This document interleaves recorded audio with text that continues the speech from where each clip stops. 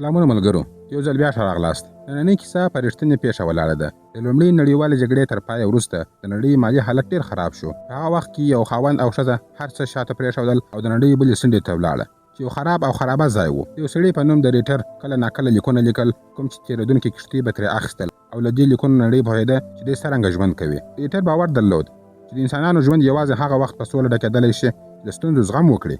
که هر څه په پیل کې په لاس ورشي، نو هغه هوساینه به هیڅکله په خوبونو کې هم ترلاسه نه کړي. کیسه څو کاله وړاندې ځي. موږ ته یوه کورنۍ ښودل کېږي چې خاوند او میرمن حنزه او تمر او زوی یې هیري خپل ټوله شتمني خرڅه کړې ده.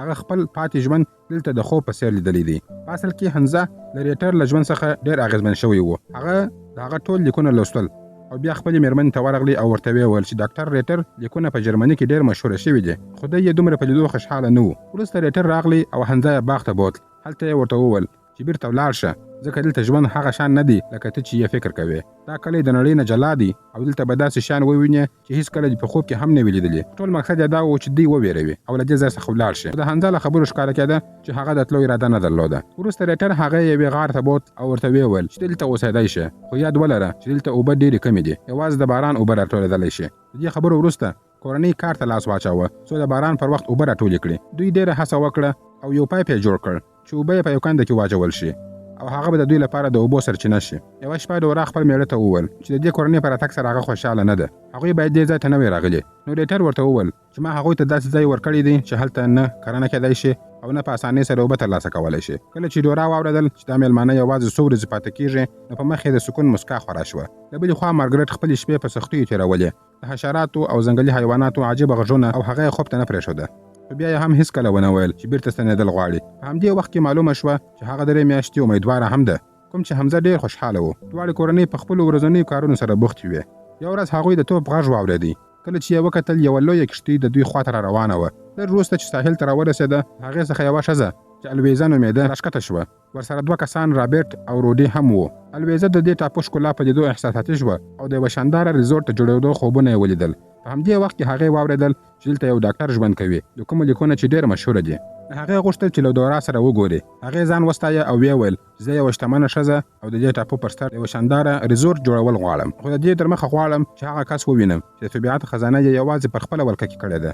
وروسته ریټور پرته له خپلو جامو څخه راووتی او هغه یې ډېره وستایله. هغه وپوښتل ته چیرته اوسېږې؟ په ځواب کې الویزه وویل د سمندر څنګ ته. هغه ورته وویل چې راځه زه به دې یو ځای ته یوسم. په بله صحنه کې موږ وینو چې هغوی ټول په پاکو اوبو کې لمبېږي، کومې چې حنزه د خپلې کورنۍ لپاره لا جمع کړې وې. کله چې هغې دا ولیدل، نو ډېره په غوسه شوه. نو الویز بخښنه وغوښته او ځان یې ور وپېژنده. ویې ویل زه ستاسو نوې ګاونډۍ یم او اوس دوی غواړي دلته یو ښایسته ریزورټ جوړ کړي. په همدې ډول هغه دلته راغلې ده. په دې منځ کې هغې هغوی ته هغه لیکونه ورکړل کوم چې له ښار څخه راغلي وه. هغې وویل چې دا باید هغه ته هم ورولېږول شي. یعنې کله چې هغه یې لوستونکي ته یوړ، لیک لا تر مخه هم پرانیستل شوی و. کله چې هغه ولیدل، ډېر غوسه شو. ده فکر وکړ چې هغه مخکې لوستلی دی، خو هنزي داسې نه و کړی. دی پوهېده چې دا د الویز کار دی. له همدې امله هغه ورغلی او ورته ویې ویل چې ولې د دواړو ګاونډیانو ترمنځ جګړه جوړوي. هغې وویل په دې کې زما هېڅ لاس نشته. په حقیقت کې د هغې ګاونډي ورته د اوبو د چینې په اړه ویلي وه او ورته ویلي وه چې کولی شو هلته ولاړ شو او غسل وکړو. هنزي پوه شو چې دوی نه غواړي هغه خلک دلته ژوند وکړي. هغې اوس د ریزورټ ټول نقشه ولیده کوم چې الویز ورته ښودلې وه. دغه ریزورټ به یوازې د عربانو لپاره وي، تر څو هغه دلته راسي او خوند به ترې واخلي. خو هنزي باور نه درلود څوک چې وکولی شي په داسې عجیبه ځای کې د دومره لوی کار وکړي. الویز چې دا خبره واورېدله، هېڅ خوشحاله نه شوه. نو هغه پرته له خبرو له هغه ځای څخه ولاړه. یو ورځ کله چې یو نفر هېڅ نه لرل چې ویې خوري، د هنزي کور ته ولاړ. هلته هغه تازه یو وحشي حیوان ښکار کړی و. د هغه حالت په لیدو یو څه غوښه یې ورسره شریکه کړه. ورو ورو وخت تېرېږي، اوس د باران موسم هم شروع شوی دی، خو لا هم هوا ډېره ګرمه ده. هنزي خپل ټول کور نږدې بشپړ کړی دی. اوس ورسره سبزیجات هم شته کوم چې نن د لومړي ځل لپاره راشنه شوي دي. خو بل لور ته روډي هېڅ شی ترلاسه نه کړه، سره له دې چې ډېر کوښښ یې وکړ.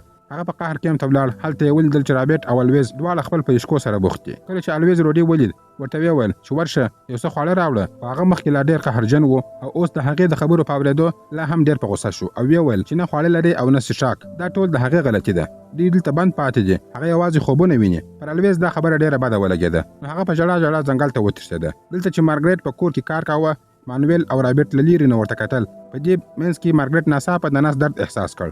که څه هم د ماشوم د زېږېدو وخت لا نه و رارسېدلی او په دې وخت کې یې نه زوی په کور کې و او نه هم خاوند، دواړه ښکار ته تللي وه. هغه خپله د مرستې لپاره له مخکې شول، خو له شا نه هغه دوه نفره کور ته ورننوتل، خو ډېر څه یې نه شوی غلا کولی، ځکه چې مارګریټ چې په درد کې وه بېرته راغله. هغې خپله هڅه کوله چې یوازې ماشوم وزېږوي. دواړو ورته کتل خو مرسته یې ورسره ونه کړه. همدې منځ کې مارګریټ د باندې د یو وزې چیغه واورېده. کله چې بهر ور ووتل ویې لیدل چې ځینې لیوان پرې حمله کوي. د هغوی د شړلو هڅه یې کوله، خو هغه خپله هم بنده پاتې شوه. ورو ورو درد یې زیاتېده، د هغې حوصله نوره ختمه شوه. په یو وخت کې هغه همدلته ولوېده او خپل ماشوم یې وزېږاوه.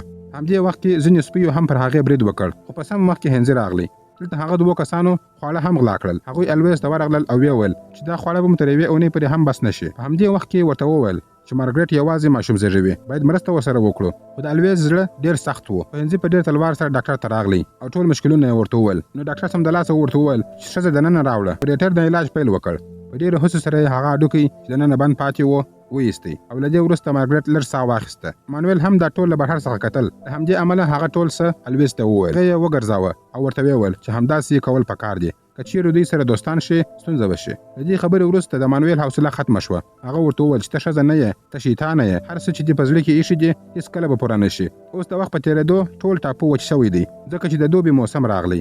دلته ریټر هم نور څه نوي د لیکلو لپاره نه لري. هغه هم اندېښمن دی. روډي چې لوږه نیولې و د هندزې کور ته ورغلی. هغه حالت په لیدو ورته خواړه ورکړه شوه. په دې وخت کې هغه ټول حقیقت د الویز په اړه ورته وویل چې هغه هیڅ مالداره نه ده، یوازې د فلمونو سره لیونۍ ده او ځان داسې ښکاره کوي لکه د فلم کرکټر چې د هر څه نه لوی وي، ځکه چې هغې ته ښکاري چې ټول خلک یې غلامان دي. هغې خپل ځان په خپل خیالي نړۍ کې ورک کړی دی. او هو تر ټولو لویه خبره دا ده چې هغه نه غواړي ته او ریټر یو ځای شي. همدې منځ کې موږ بله کښتۍ وینو چې له دې خوا څخه راځي، د کوم څخه چې یو سړی د آلن په نوم ښکته کېږي چې د څېړنو له یوې ډلې سره راغلی دی. کله چې الویز هغه ولید نو په ښکلې جامه کې بهر راووتل، ځکه چې اوس یوازې هغه کولی شي چې هغه له دې ځای څخه وباسي.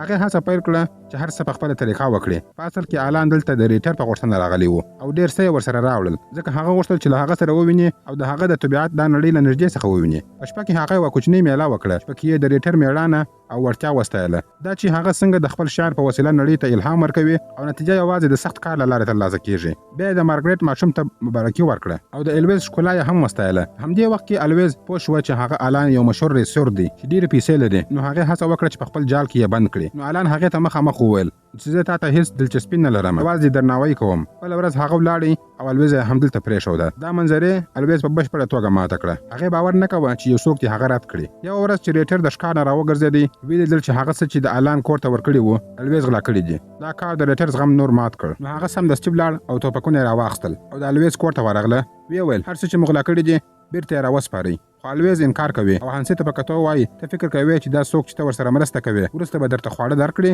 هغې غوښتل چې هغوی یو ځل بیا په جګړه سره واچوي، هماغه چې د هغې نیت له پیله څخه و. همدلته رابرټ د توپک سره راځي او پر هغوی مسخرې کوي. خو لا وخت پاتې و. مارګریټ راغله او موضوع یې سړه کړه. ټولو ته یې وویل چې کورونو ته لاړ شي. بیرته تر ستنېدو وروسته ریټر د غوسې نه خپل ټایپراټر مات کړ او ښکار ته ولاړ. هلته د مارګریټ کور ته د خوړو لپاره راغلی او هغې ته یې غږ وکړ. هغې په ژړا ورته وویل که غواړې لاړه شې نو لاړه شه، ځکه اوس دته نور څه نه پاتې کېږي. د دواړو په سترګو کې اوښکې ولاړې وې. هغوی یو بل ښکل کړل. د شپې په نیمایي کې د هانسي سترګه ناڅاپه پرانیستل شوه، ځکه د باندې یو چا چغې وهلې. چې ور ووت پوه شو څوک یې اوبه غلا کوي. نو هغه پر هغه طرف ډزې وکړې، خو دا د دورا خوښ آس و چې وژل شوی و. که چیرې هغې ته خبر ورسېږي ټول به ووژني. بله ورځ دورا ولیده چې ټول چرګان یې ناروغه دي او آس یې هم ورک دی. نو هغه د مارګریټ کور ته ورغله. هغوی ځانونه داسې ښکاره کول لکه هېڅ چې یې نه وي لیدلي. دورا غوسه کېده خو هانسي په احتیاط سره کور ته یوړه. هلته ریټر هم موجود و. هغوی هر څه یو بل ته وویل چې ناڅاپه پوه شول یو چا ورته غوږ نیولی دی. بهر چې راووت رابرټ یې ولیدی چې جاسوسي کوي. د دې په لیدو سره دوی پوه شول چې دا ټول د الویز کار دی. هغه لا هم د خپلو کارونو څخه نه تېرېدل، خو نن به پرېکړه وشي. دواړه په ځنګله کې د هغې پر لور ور روان شوه. خو منځ کې یې روډي ولیدی چې ژړل یې. هغه رښتیا وویل چې د دورا آس ده غلا کړي وو، ځکه الویز ورته ویلي وه او اوس پر خپل کار پښیمانه دی. خو الویز باید درس واخلي. هانسي خپل زوی او مېرمن ځنګل ته د لرګیو راټولولو لپاره واستول. بیا درې واړه د هغې خیمې ته ور ورسېدل او ورته ویې ویل راووځه. هغې انکار وکړ، خو رابرټ بهر راووتی او پر هغوی یې برید وکړ. هغه غوښتل چې روډي ووژني، خو پر وخت هانسي ور ورسېدی او له شا یې ونیوه او په چاړه یې دومره ووهه چې بالاخره هغه مړ شو. په همدې وخت کې الویز بهر راووتله او داسې یو وښودل چې ګواکې د هغوی په منګولو کې ده. هغې ورته د خپل ریزورټ د شراکت تمه ورکړه خو ډیټر یې پر سر ډز وکړ او د هغې کیسه یې همدلته پای ته ورسوله. د ټوپک غږ مارګریټ ته ورسېدی. هغوی درې واړه د مړو جسدونه سمندر ته وغورځول او پرېکړه وکړه چې هیڅوک باید په دې موضوع خبر نشي. په بله صحنه کې روډي د دواړو کورونو ته منډه کړه او ویې ویل چې الویز او رابرټ دواړه کور ته تللي او لیک یې پرې ایښی دی. دا ټول د هغوی پلان و. دواړو ښځې پوهېدل چې هغوی وژل شوي دي ځکه دا د الویز قیمتي شیان و. نو مارګریټ خپل خاوند ته وویل چې د ټوپک غږ یې اورېدلی دی. هغه پوهېده چې دواړه مړه دي او ډیټر وژلي دي ځکه د هغه په ټوپک کې ټوله مرمۍ یو ډول وې. هغې خاوند ته وویل چې ډیټر ډېر چالاک دی، هغه کولی شي تا زندان ته واچوي. هانس اندېښمن شو. هغې ته یې وویل چې ته به نه کورنۍ پرېږدې او نه به پرېږدې چې څوک یې تباه کړي. خو بل طرف دورا له ډیټر څخه ستړې شوې وه. هغې پرېکړه وکړه چې له ده څخه لیرې شي خو ډیټر ورته وویل چې داسې مه کوه. دورا وویل چې هغه اوس بدله شوې ده، هغه خپل مقصد هېر کړی دی چې دلته یې راوستلی و. اوس یوازې د ګاونډیانو پسې ګرځي. هغې ان دا چې ده ته یې خاین وویل. بیا هغه د ځنګل طرف ته ولاړه او هلته له مارګریټ سره مخامخ شوه. مارګریټ تازه د چرګې هګۍ ورته ورکړې خو هغې وانخیستلې. نو هغې ورته وویل چې الویز وژل شوې ده او دا کار د هغې خاوند کړی دی خو هغې باور نه کاوه. په بله صحنه کې روډي په سمندر کې و ځکه هغه اوس یوه کښتۍ لیدلې وه. کپتان ته یې ورغږ کړه چې دی پورته کړي. کپتان ورسره ومنله. ریټر نوې موضوع پیدا کړه چې لیکونه پرې ولیکي. په خوښۍ یې لیکل پیل کړل. دا یې له دورا سره هم شریک کړه. دورا ورته وویل دا ډېره خوشحالونکې خبره ده، باید دا ولمانځو. هغه هم ومنله. خو دورا د خوشحالۍ په پلمه هغه ته د خپلو ناروغو چرګانو غوښه ورکړه. دورا پوهېده له خوړلو وروسته به هغه مړ شي. لږ وروسته هغې د مارګریټ کور ته ورمنډه کړه او ویې ویل چې خاوند یې ناروغ دی. ټول په منډه راغلل. څو شېبې وروسته مارګریټ پوه شوه چې څه پېښ شوي دي. په خپلو وروستیو شېبو کې دورا پر ده مسخره وکړه خو ریټر هغې ته ښېرا وکړه چې هېڅکله به خوشحاله نه شي او بیا به مړه کېږي. څو میاشتې وروسته ګورنر راغلی ځکه ریټر د مرګ نه مخکې هغه ته یو لیک استولی و تر څو هانسي د الویز په وژنه تورن کړي او خپل راز خوندي وساتي. ګورنر پوښتنې وکړې. په همدې وخت کې مارګریټ د خپل خاوند د بېوسۍ مخې ته ودرېدل او ویې ویل هغه سړی چې څو کاله ژوندی و څنګه کېدای شي د خپل خراب چرګ د خوړلو څخه وروسته مړ شي؟